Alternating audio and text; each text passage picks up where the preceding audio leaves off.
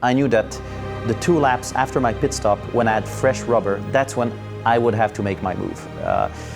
And on the lap that I actually went for it, I knew that was the last lap I could.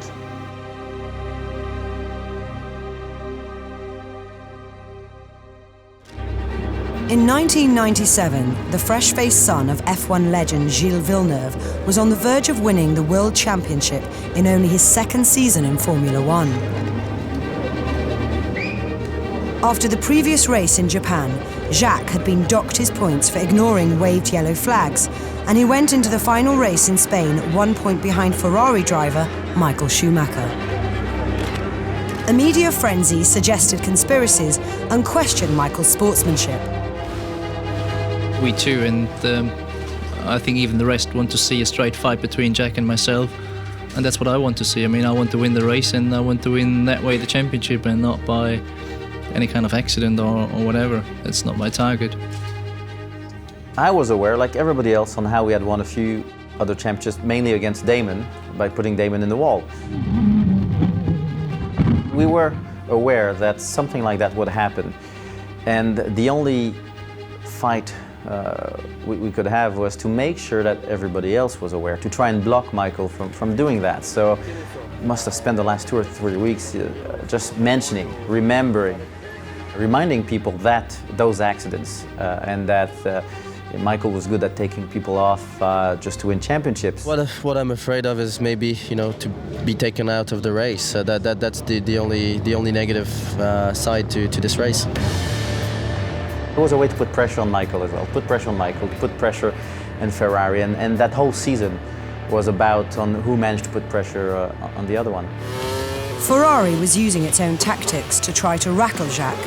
At least twice during practice, Schumacher's teammate Eddie Irvine appeared to deliberately block the Canadian.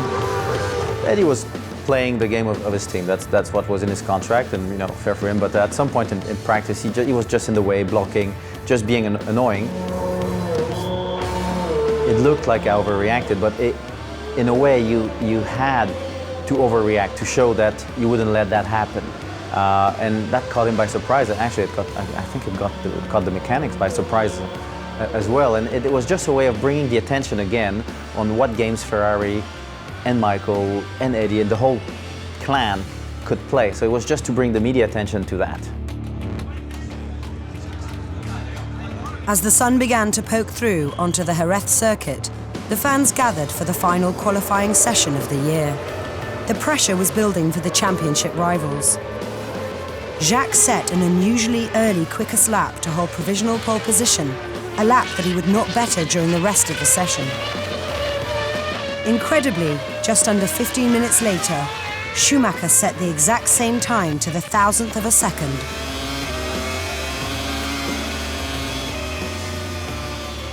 Even more amazingly, there was more drama, as Heinz-Harald Frentzen also matched the time exactly with only minutes to spare. Apparently someone knows what is the next digit and who was quicker with the next digit, but nobody was ever told. So that was funny. It made for a great last weekend. It was funny. Luckily I did that time first, and I could never repeat it. Had it been only Michael and myself, it would have been a little bit weird, but because it was also Heinz-Harald, and that made it even more exciting. I think we need next year 4 zeros after the dot. When the race started, it was an underwhelming getaway for Jacques. The start didn't go too well, and because Michael had a brilliant start, got by us, and then I was side by side with Heinz-Harald, and I was trying to remember all the million of strategies we had imagined, and obviously that one wasn't one of the million we had imagined. It's always like that. Both Heinz-Harald and I shouldn't even know which one should go first. We were next side by side, and that was a little bit confusing. So I let Heinz-Harald go ahead to put the pressure on Michael because we knew that they were a little bit worse than us on tires. The Williams team had to decide its tactics.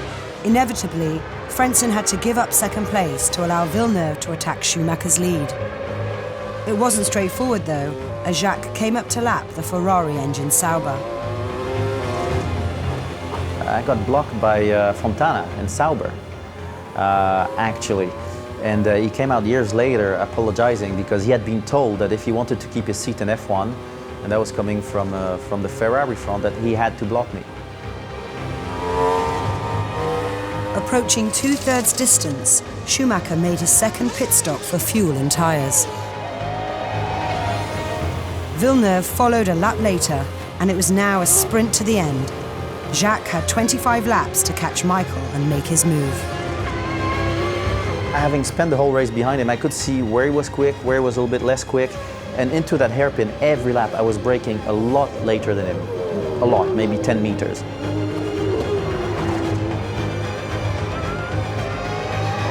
I had to go for it. So the previous corner, which was a high-speed corner, I took a big risk, kept the foot down, ended up sliding a little bit all the way to the dust because I was actually close to him and losing downforce. And then I was just a meter or two closer to him than I had been on any other previous lap. So I knew that I could go for it. And I knew that I had to surprise him, which means pull out at the last minute possible when he wasn't looking in his mirrors anymore. And that's what I did. When we got into the braking and he jumped on the brake, that's when I pulled out and went to the inside and braked as late as I could. And when I got next to him and he hadn't turned in on me yet, I couldn't believe it. I thought, oh wow, he didn't actually run into me. And then half a second later, I felt a big jolt. And I thought, okay, no, he did, he did run into me. The car bounced up in the air, and I thought there would maybe the suspension or something was damaged, but no, that part of the car was fine. I was just surprised that somehow he didn't stay on the track.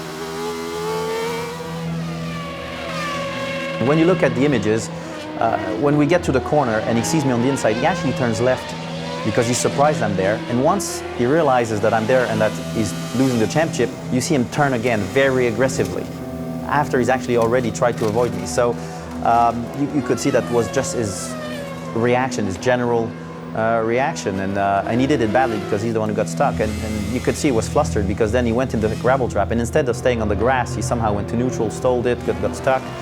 And the next lap, when I drove by the corner, I saw him on the wall with his hands on his hips, and I remember I could see his face and his anger, and he was actually sweating. And Michael never used to sweat, but in that race, in that moment, he was sweating. So there was a little bit of pride in that moment.